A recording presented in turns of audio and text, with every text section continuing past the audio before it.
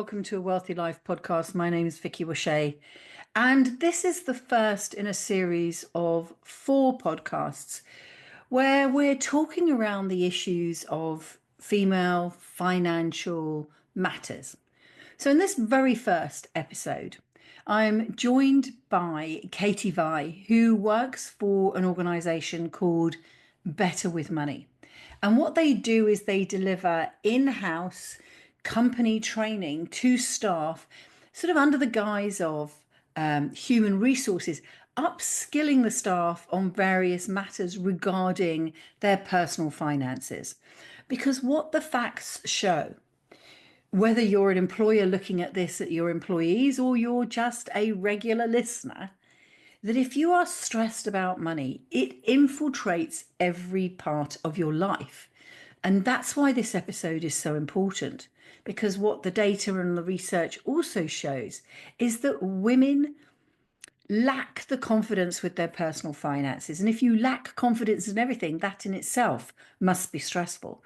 But when you add on top of that, that actually a lot of women are earning less than their male colleagues, will be in greater carer roles, will often take gaps to have children, all sorts of reasons and I suppose attributes of being a woman means that our general income is lower and therefore, again, a cause of stress.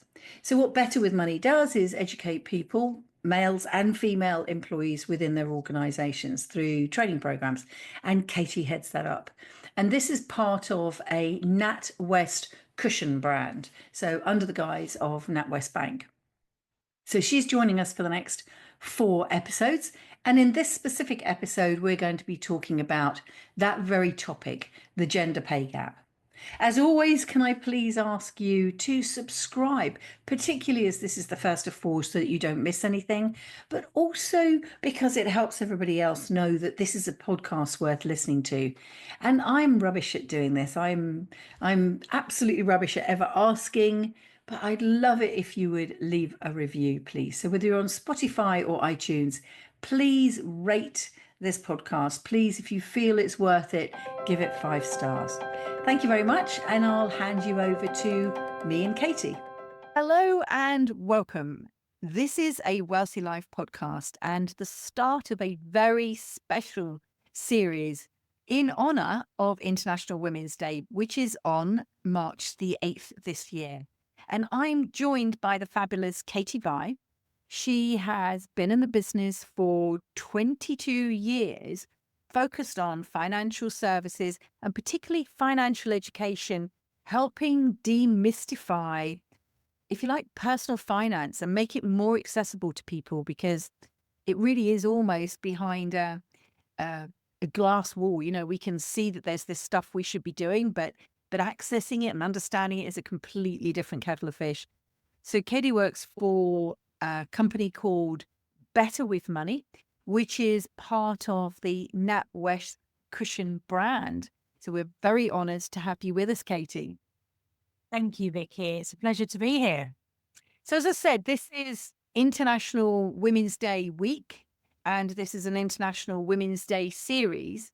And what I really want to start off with, this is the first of 4, and I want to start off with tackling, if you like, the first question. So why should women take charge of their financial futures? And just in case you're a man listening to this is something that is relevant to you if you have a wife, a sister, a mother, or daughters, because actually making this clear and bringing this out into the open is so important. So why do you believe, Katie, that women must take care of their financial futures? Yeah, it's a great question. Thanks, Vicky. And I think, it's fair to say there's many different challenges that exist and financially when we specifically kind of look at women. And sort of 2 really prevalent areas, I guess, are gender pay gap that we know, disappointingly, is still very much in existence, but also what impact that then has when we look at other sort of savings and investment vehicles, really. So I think, unfortunately, part and parcel of being a woman, It's sort of also that caring responsibility. Statistically, it is more women that are adopting that sort of persona and role within the household, whether that's for young children, whether it's, sort of elderly parents, in-laws, etc. So again, that can have a real impact on work, which ultimately can have a real impact on our financial position. So I feel really passionate around sort of how to help women to identify what some of the challenges are. And ultimately, for the today's session, for us to sort of chat through, where some of those really key areas are and the importance that surrounds it. Yeah, and you mentioned that word, the gender pay gap, and really what that's referring to is the fact that even though we're here in the 2020 somethings, women still in certain jobs are finding themselves paid significantly less than a male partner doing exactly the same job. There was a recent case on the news that is actually being argued, so it's been found to be true and it's being countered by the employer. And I think what we've got to start doing is speaking out about that, both as men and as women, as that being unfair. Because, as you said, if as just any person, whether you're male or female, what you earn during your working life is an indication of the contributions that will be made towards your pension. And that's a real shocker, because you might cope with your wages now, you might be covering your household expenses, but when you come to retire, your retirement pot is going to be significantly less, as we're talking about the gender pay gap, than your male colleagues. That's right. Yeah, yeah. And I think sometimes it's very easy, sort of, speaking as a woman who has sort of full-time job, but also does raise two small children as well. I think sometimes it's quite natural for us to just automatically, think, well, maybe I'll go for part-time, maybe I'll delay coming back into work. But actually, when you do look at that financial impact, it is significant. I know even from a sort of caring perspective, Carers UK kind of sum it up quite beautifully, really, as the triple whammy, where they're looking at what happens with that kind of reducing of hours, the financial impact, so i.e. less pay. As you've identified, Vicky, what does that then mean from a kind of benefit perspective when we look at things like pension provisions, savings and investments, but also, what does that then mean in terms of somebody's own career status, and actually what are they paying for personally, as well? Because even if I think of myself as an example, when I'm doing some bits and pieces for my in-laws, grabbing them some milk, picking up their shopping for them, personally, I wouldn't dream of then sort of asking them for that money. So, there is even like a personal cost that can come in to all of this as well. So all round, there's lots and lots of kind of gaps, financial disadvantage that we need to be really aware of and do everything we can to kind of plug those gaps and make sure that we're making those informed decisions really before we come to them. Yeah, absolutely. I came across, when I was doing some research for this, one shocking statistic. And I was looking at, well, okay, so here we've got a problem with the gender pay gap, or the fact that in a lot of cases, women are earning less than their partners, male counterparts.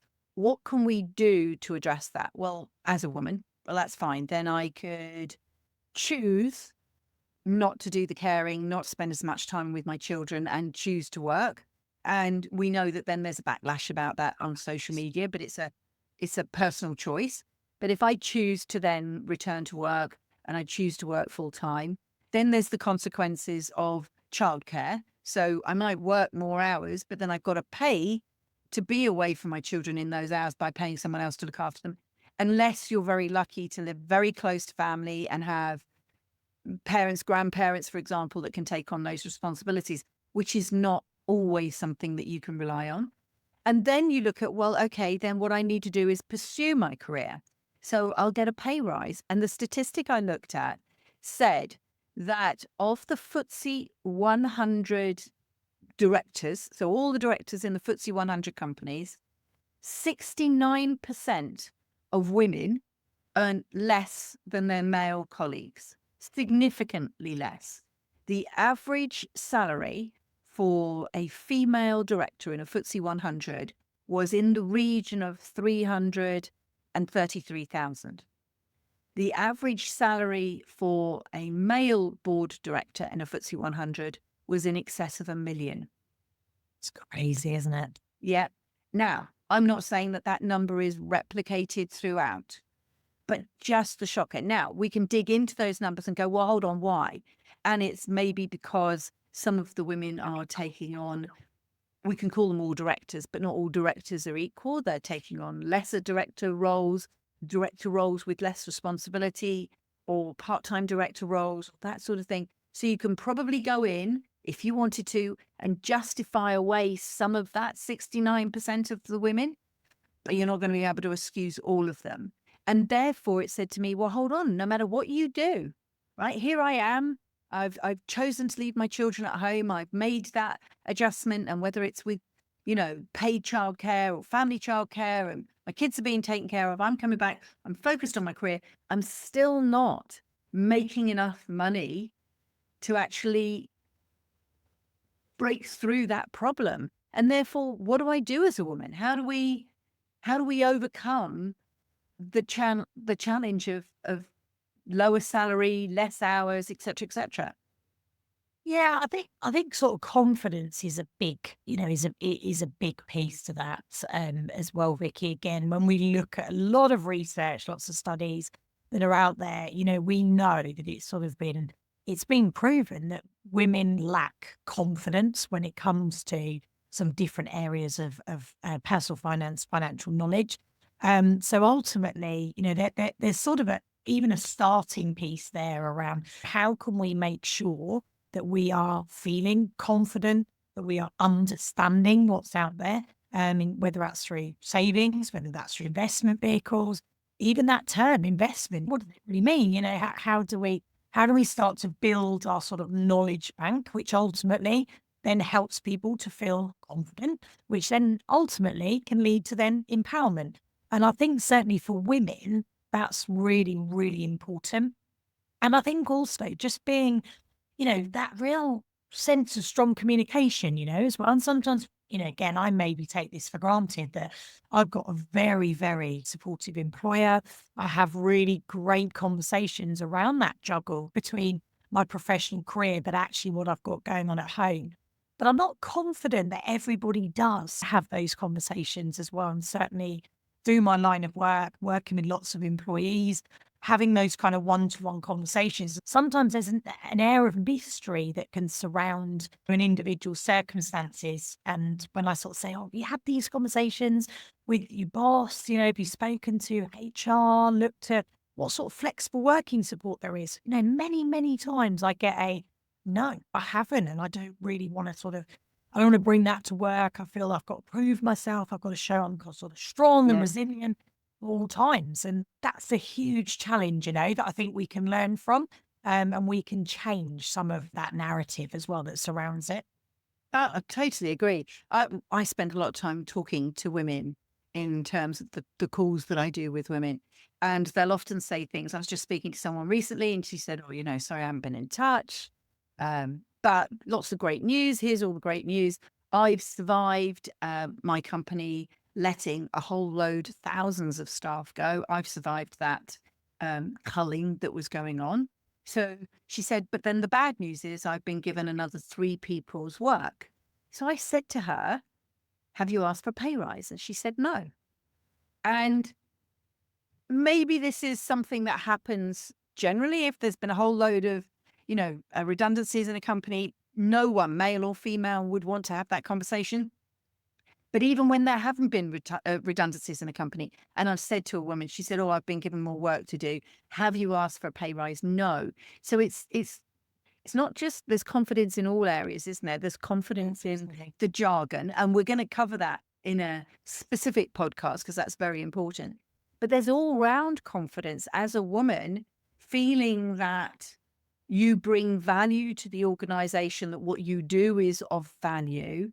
And therefore, if you don't feel valued by your employer, either that they show their appreciation or they show their gratitude. So those are two things, aren't they? Appreciation being, oh, thank you for doing that, Katie. That was really great. And appreciation is nice to have, but actually then sort of the gratitude of, and here's your bonus, or I put you forward for a bonus. And, whether there are bonus structures within your organization, or you're the star employee of the month, and that, I don't know, that gets you a voucher to something. Just this sense of employers valuing the roles generally of their employees, but very specifically of women, because then women don't feel valued. They don't feel like they can ask. And actually, it works in your favor. If I want to be a mean employer, then if I don't show appreciation and I'm a bit mean, and therefore you don't ask for a pay rise, I win because, or I think I win. No, I think I win because then I don't have to pay you it. But actually, the risk is there that women will leave and change jobs. Have you got any stats about women leaving work because of pay issues? Not so much around pay issues, because again, I think the challenge comes around disclosure when it comes to that particular topic, and how comfortable, people are talking about pay rises or not, as the case may be, or actual pay related challenges. There is lots of studies around that caring kind of angle, and the fact that women, typically support the kind of caring roles. So whether that is a reduction in pay, whether it's reducing hours to work part-time. So again, not so much leaving work, but actually perhaps reducing hours, to be able to sort of do the juggle, so to speak, or the sandwich generation, as we like to refer to, where you've got yourself sitting in the middle, you've maybe still got young children pushing in this size, but actually you've got elderly kind of parents that are also pushing in the other side, and you're just absolutely doing your best right in the middle there, with all of that pressure being sandwiched either side. So yeah, it's definitely fair to say that there's a huge impact around sort of women reducing hours, ultimately maybe leaving the workforce, but more because of responsibility rather than leaving because of sort of pay. I think as well, it's really important around sort of that flexible working, piece as well. That isn't for everybody to sort of have to try and make up hours, at other times. But lots of employers, and hopefully for many of our listeners today, it is about exploring what does exist. I think it's fair to say that firms are acutely kind of aware now of these challenges that are existing through the reporting of their own kind of gender pay gaps. But also then looking at some of the financial disadvantage that leads to in other areas. So, I think employers are becoming much more open to these sorts of conversations. I'm really fortunate that I work with several actually FTSE 100 businesses, and what's been great to see sort of is the evolution really of these member-led networks, or employee-led networks, employee resource groups as they're also known. And there might be a sort of women and menopause kind of committee. There might be parents, as a committee, different sort of religious faiths, that are created, or sexuality, just so that it gives everybody a seat at the table to be able to work with like-minded individuals, same pressures, same challenges, but to start really fleshing out some of these topics and some of these, good actions as well, and shared wisdom that can happen as well. And again, just on that, menopause is another key part to, given the fact that, we're talking about women, specific to women, and again, all what that can lead to from a symptom perspective. You can see how that then goes hand in hand with some of the financial impact as well. So again, clouded thinking, anxiety, lack of confidence. And that actually can be attributed to someone, going through the menopause, and actually can be quite a key period of time, even in their career as well, where they're being influenced by. Totally. And it's interesting that you talk about those groups, because we're recording this series today, but I'm also live speaking to an employer group of women. So it's a group of women that are a part of a bigger group of women, and then they've broken down into separate groups, and there is one there around menopause. And I'm going to be speaking to the group that are talking about career change and finances. And I'm going to go and, give a part of the talk, something that I really want to focus on the whole of this year. So I'm developing a big program that's 2.5 hours long of everything that I've learned through my journey. And I think that's Sure. why I'm passionate too, from being a single mom, working part-time, then getting a full-time job and having to deal with the childcare. But fortunately, because I was in education, not that university education timelines doesn't at all fit in with regular school for kids. But Yeah. what it did was have an on-site nursery for the little ones. So when I had one child that was in nursery in proper school, I then had a place where I could put my younger daughter at the university with me. But I had to go lunchtime, take her out, bring her with me to feed her with me, and then put her back in for the afternoon session. So it was still a bit of a challenge. And it's always that rush, isn't it? Whether it's your school finishes at 4 or your nursery or whatever finishes at 5 or your childcare finishes at 6, that pressure on women, which is not something as an employer that you want to see. You don't want someone to be a clock watcher. But when you've got external responsibilities, you do have to do that. Yeah. And I think what's really interesting for me is listening to everything you said. We've almost come like full circle. We're at, I think, maybe 158 episodes, something like that at the moment. And if I go back and I think about episode 1 and 2 that I recorded, where the stereotype for the man is that he has to be the financial provider. And just to bring some balance into this, the pressures on him to work and provide for the family, a degree of ego, a degree of avatar that he's taken on, feeling that he can't communicate with his partner.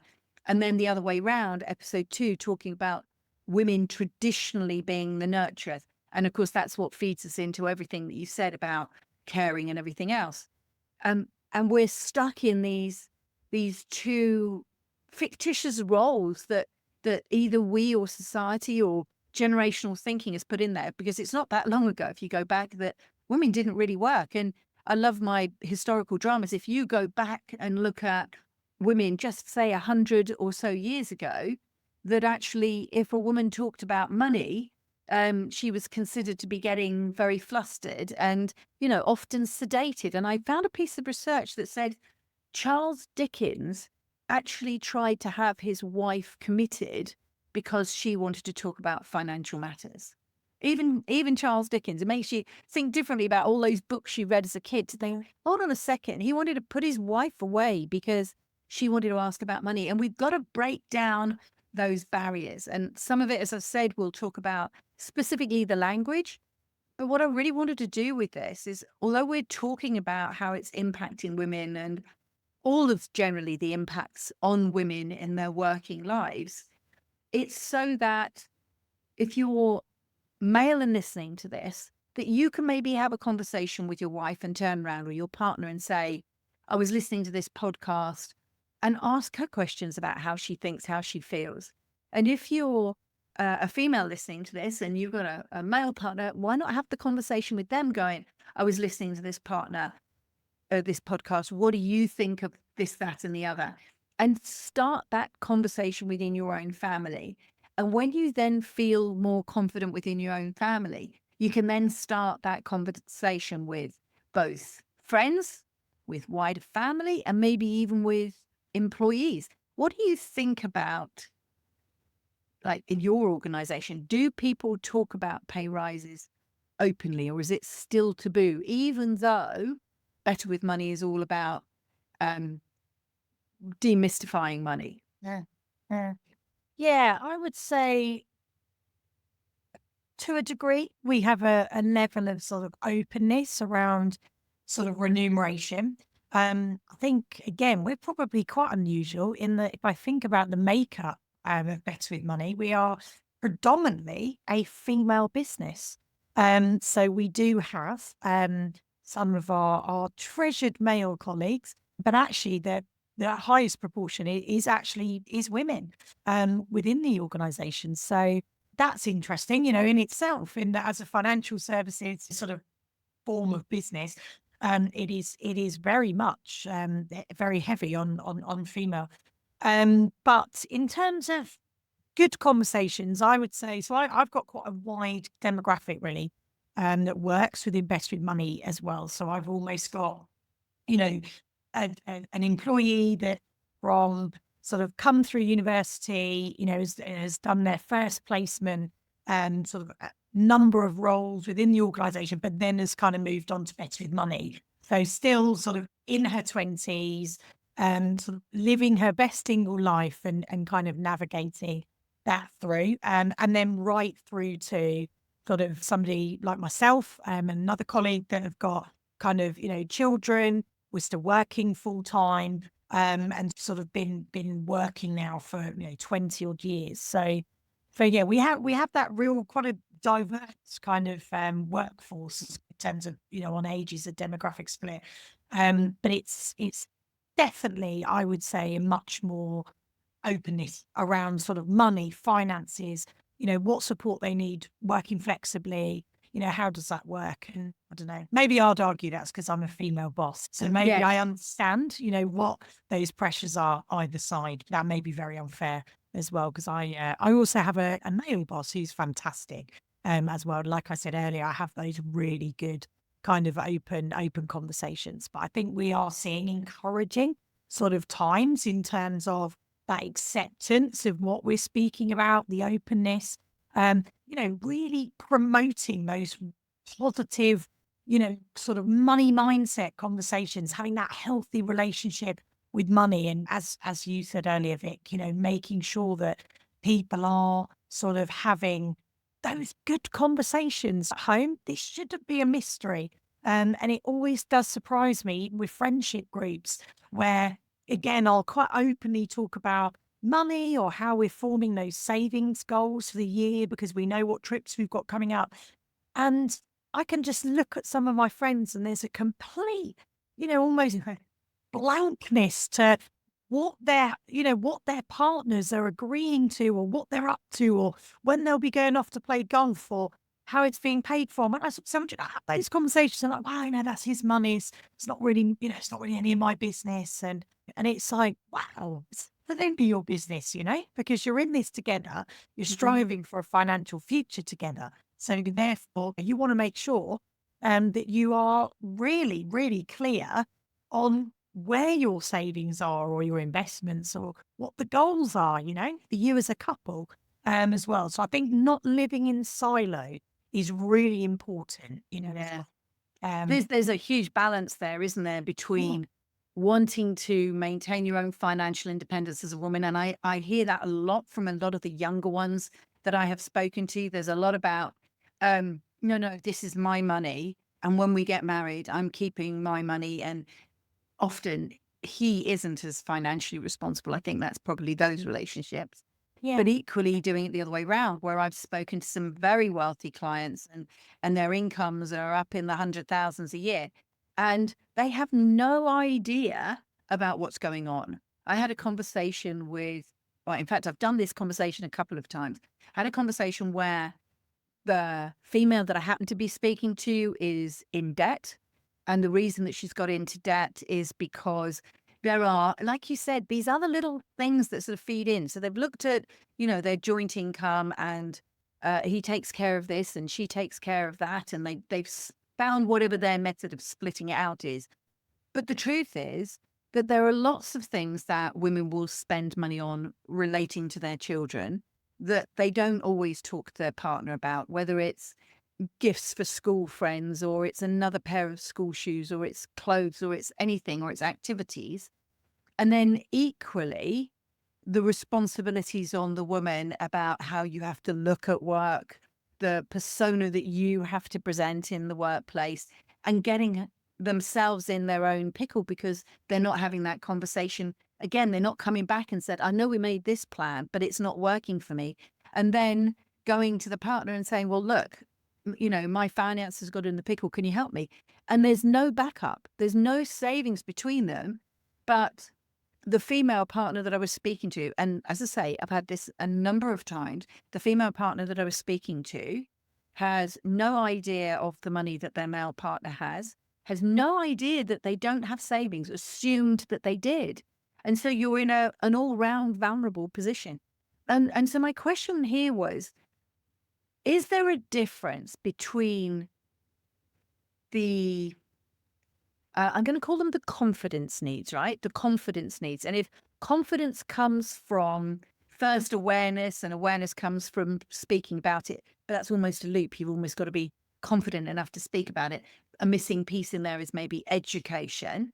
So if confidence comes from education and awareness, is there a difference for younger people that you speak to in terms of their education needs or their confidence building needs compared with the mums and compared with maybe the older women that you speak to, so the nearing retirement women? Is there a difference, or is it just that women generally need more confidence?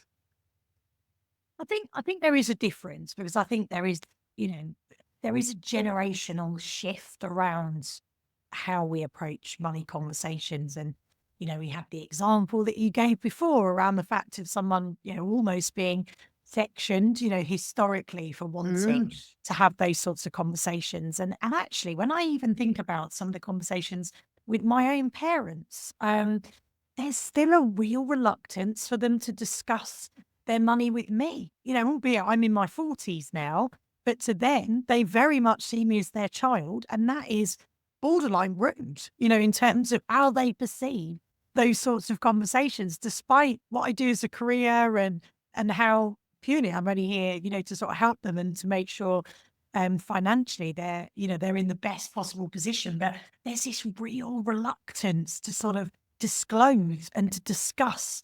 And I think it's because historically we placed a lot of status around money. And I think for some parents, allowing their children into those conversations feels uncomfortable. It feels like a sort of an overshare. It feels as if they're not, assuming this parental role where there's never a problem and money's never going to be an issue, when the reality might look very different. So I would say that it's not so much, I do think there is a big element around women in general that need to build upon their confidence. But when I think about the age demographic, I think it's fair to say that the youth are a lot more open in terms of what they're willing to discuss. And that can only be a good thing. And I think as we then move through those pockets of different generations, we slightly see the sort of stiffening up around money conversations, the awkwardness, the kind of reluctance to share. And also, I think there's a reluctance to share in case it also highlights a gap in education as well. Maybe could feel quite uncomfortable, if you're elderly and the perception is that you've done really well in your life and you've got it all together. So to almost expose yourself could feel really uncomfortable. Whereas I do think our youngest generation are not concerned by that, really, even leading into that sort of mental health space, far more open to kind of talk about their anxieties, what makes them feel uncomfortable. So we've seen a real shift in terms of, the openness of those conversations. It's now just making sure that the education supports the plugging, of those gaps, whether that's through the education system, which sadly we know isn't happening as we'd like it to. So therefore, it's what expectation is then on employers to be able to get hold of them when they're earning money for the right time and start to instill that knowledge, that confidence piece, so that again, they're building that confidence and they feel that they're in a much more empowered position moving forward. But It's I do think interesting. it's generational. Yeah, it's interesting there that you picked up on both the education system and the generational and then the employers. So where school, it's not part of the curriculum to explain all of this stuff. And we're not making that, or that generational shift isn't being made because of a change in education. And then that conversation about, are we now in a position where we really want to ask employers to step into that role and teach? And then employers are going to go, well, what's in it for me? And actually, it's that word stress, that if an employer then supports their staff to learn about money, that becoming more confident isn't going to backfire in all of a sudden all your women asking for a pay rise. What it is going to do is show a whole load of people through education how to manage the money they've got in a better way. That doesn't mean to say keep them down in terms of salary, but become more engaged with the money, more conscious about their money, how they spend it, how they save it, specifically how they invest it. That will have that knock-on effect in terms of mental health, because it will remove financial stress. And there's one thing, and I'm sure that's one of the early podcasts I recorded as well, that not talking about money, not managing your money, not teaching yourself about money can cause so much stress. And I know I was absolutely in that position. When I got divorced, I had 2 children under the age of 3, carried with me £2,000 worth of debt because a friend, here's that bit about things where my ex-husband was going, and at the time we only had benefits in the family. He would go and pick up the benefits. He would buy reduced food, take off the reduced food stickers, bring me home the food, save up the money that he hadn't spent on buying things full price, and go down the pub and play the big I am, I'm this, I'm that, and buy drinks for everybody and all that sort of stuff. Meanwhile, at home, we didn't have enough money, and I was borrowing money off of a friend to pay the bills, to fund the food and to pay the utility bills and stuff like that. And that's how I got in debt. So I knew that I had to step up. And there is another statistic, just to throw it in here, that 74% of women over 50 who get divorced, and I was very definitely younger than that at the time, end up in financial hardship, significant financial hardship in your 50s. And there's a 1 in 4 chance that you'll escape that. There's a 3 in 4 chance if you get divorced, you're in that position. Why? Because of a lack of education. And so are you seeing a shift? And that's part of what Better with Money does. Are you seeing a growing shift towards employers recognizing that teaching staff about money is something that is going to pay them back in terms of less stress for their staff, more positive mental health in the workplace? Yeah, there's a few really interesting sort of points to pick up on there, Vicky. But the first one, yeah, absolutely. I think employers are becoming increasingly aware of people's sort of worlds and pressures that exist outside of their 4 walls. So the more they can do to kind of help provide that education, and really that's lots of what Better Money do. We go into workplaces and we are educating, employees across a whole manner of different sort of financial subjects. And that helps to empower, it helps to build that confidence. And like you said, it helps to sort of create a really positive culture within that employer as well. That we do care about you. We want to help alleviate some of this financial stress you may have. We're not going to give you financial advice, but we can absolutely, make sure you're getting the education and the signposting to make a difference. Now, interestingly, to pick up on one of your other points, one of the sort of workshops that we run is actually all around divorce and separation, because as we've just heard there beautifully from the statistics, this is a real challenge, and again is putting many women into financial difficulty. And interestingly, the reason for that is because many women don't actually see their partner's pension as something they have an entitlement to. Now, when we think about this from a sort of financial wealth perspective, with the exception of the home, typically the pension is then the next biggest asset that's being held. And again, if we link back to sort of everything we've been talking about, where perhaps women are assuming the caring responsibilities, they're maybe, working part-time, they're having less hours. So that's where that pension gap comes into play, because then typically men have a higher pension provision than what women do. When we then look at divorce and separation, if a woman isn't going to sort of go for the pension to be included in the financial settlement, then again, they miss out on that kind of opportunity.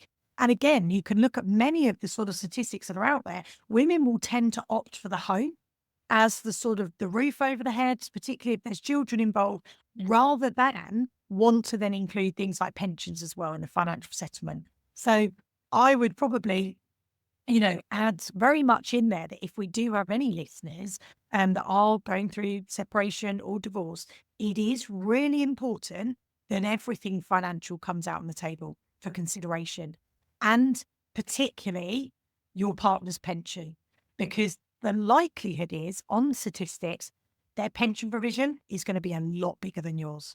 And therefore, once you are then sort of divorced and separated, yes, you may end up with the home or the roof over your head, but actually it's then thinking, what are you then going to be able to live on, moving forward?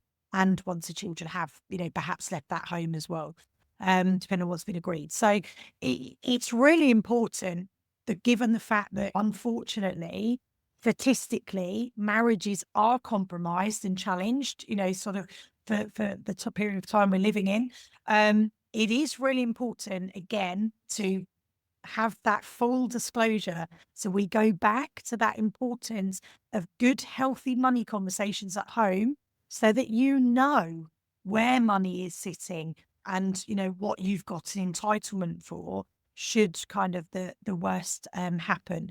And I'm very much for women being financially independent, for everybody to have independence financially, but not to act in silos. It's really important to have independence, but to be aware of each other's independence and what that means and what they're saving into, what they're investing into, and having that kind of open dialogue. Yeah, and I think there's a point there, isn't there, about if we support women.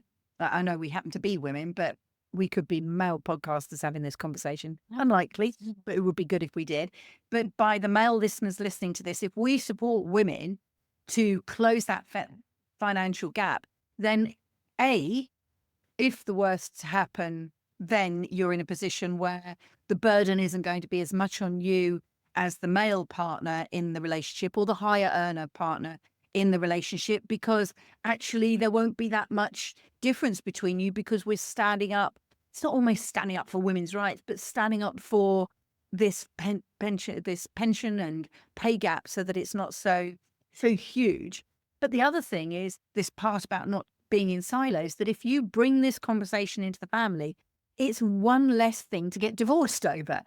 So if you think of causes of divorce, we can't mitigate one or other of you going off and finding a different person, but you might not have to find a different person if you're happy with the person you're with.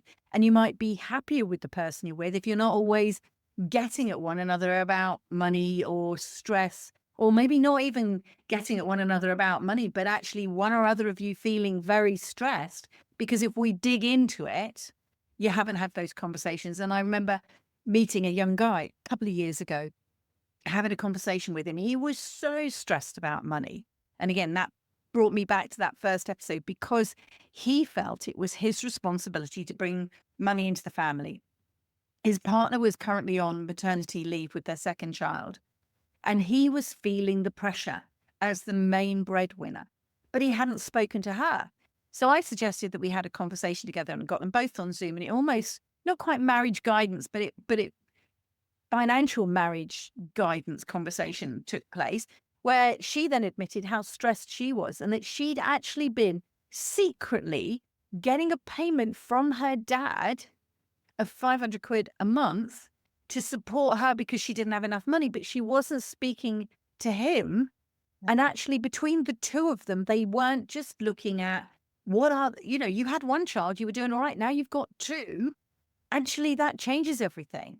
And if you don't have kids and you're thinking about kids, then talking about your money and planning for it. And if you've got one and then you get two, or if you've got two and you get three, or one's heading off to university or whatever it is, these things change your financial situation, and you need to be having very clear and open conversations, and that will reduce everybody's stress, which could in turn avoid divorce, which could in turn avoid having to cut the money up into smaller pieces, because you are better together.